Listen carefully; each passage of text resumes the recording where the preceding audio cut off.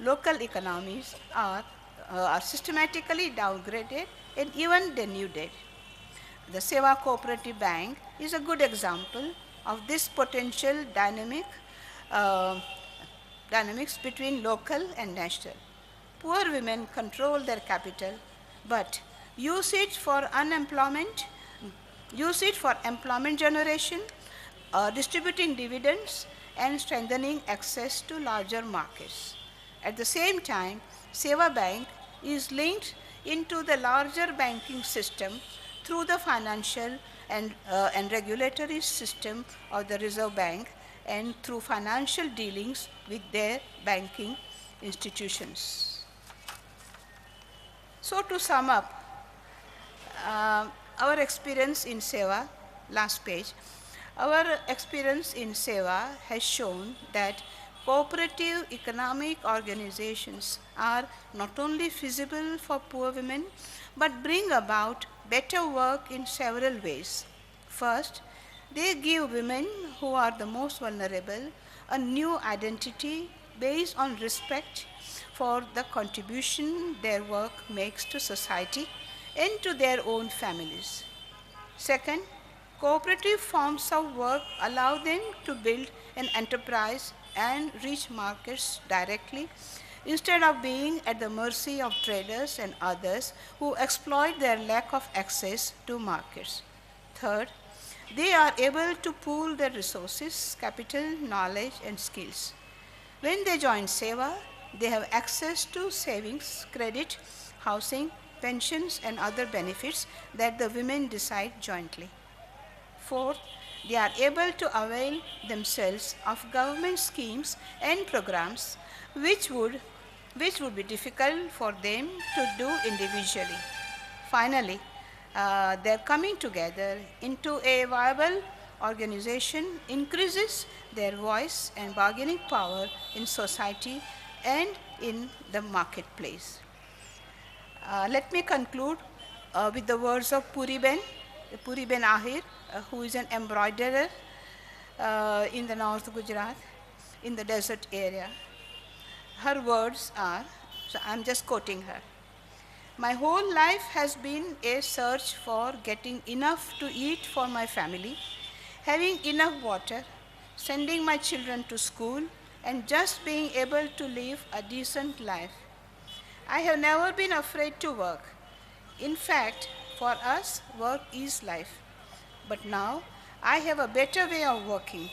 My embroidery has become part of my earning, so I and my family still look after our farm and go for agricultural labor when required, but we no longer have to work long hours at very hard labor. I feel proud whenever I work. It shows my skill. It makes me self reliant. It increases my status. And I know I am contributing to my family and to society. To me, embroidery is happiness and work combined. All of my sisters in my village came together and we formed our own groups and reached the market. Earlier, my joy in the beautiful things I made would be destroyed when I had to sell them off to the trader at low prices. Now, my skill has linked me to new people, new places, and I feel happy to sell and give happiness to those who buy. It is my embroidery thread which links me, my family, and my village to people everywhere. It is my thread that brings investment and knowledge and skills into my village. Thank you very much for tolerating me for all this long. Thank you very much.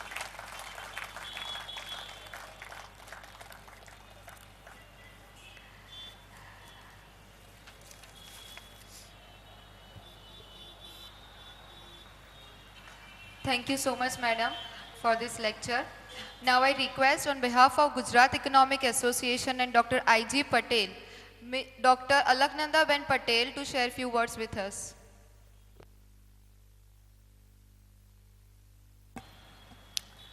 Thank you very much, Ilaben. It's been an enormous pleasure. I had never heard of her before, although I have known her for more than 40 years now. Among the other millions of people who have admired her, I have admired her for years and years, especially probably because I'm one of the few, at least here, who had gone to, I don't know, Shahpura, one of those places, when Seva was just started, when women were just making little baskets. And I have often wondered how she has been able to accomplish what she has, what tremendous vision, dedication, and organizational capacity she must have. But more than that, today's lecture shows what deep understanding of the society and sensitivity she has, which has made Seva what it is, and her what it is, and given so much of empowerment to so many people. I say people because it's really changed the lives of so many families. So thank you again, Elaben. This was the first I.G. Patel Memorial Lecture organized by the Gujarat Economic Association. Gujarat Economic Association was had a very special place in my husband's heart. When he retired, this great international civil servant decided that he wanted to come back and live in Gujarat and get to know his own state. I don't think he was parochial at all. He was very much a Gujarati, he was very much an Indian, he was very much an international citizen. But he wanted to know the soil, and he lived here. He was very keen that economics should grow here because there wasn't that much of economic writing in Gujarat in those days. So he was very involved, and there was hardly any association conference that he did not attend. So and with that, I have to also say that long ago, when he became governor of the Reserve Bank, that's 1977, he had a big reception in Karamsad, just down the road, honoring him. And my mother-in-law said something at that point, which has always remained with me, and that is, my son or anybody can get all the honors that they can get all over the world, but what they get in their own soil from his own people, that is the most precious. So the Karamsad honor to him, to her, and I think correctly, was the most precious. And it was especially so because IG was very much a man of the soil of the people of India. He never lost his roots, although he lived abroad and away from Gujarat most of his life. When I was helping edit well, before I go to that, one comment on Elaben's lecture. She's always described as the great activist, obviously social thinker, lawyer, all this. But we economists know how much economics there was in her lecture. Two foundations of economic theory are there. One is, even in my time when I was an undergraduate, there are not many who were undergraduate before my time. I know one who was, but not many. But we were taught how national income statistics were not correct because they did not reflect the contribution of women in their households. Remember? Now, that's something which Elaben picked up, and that's what she has worked on.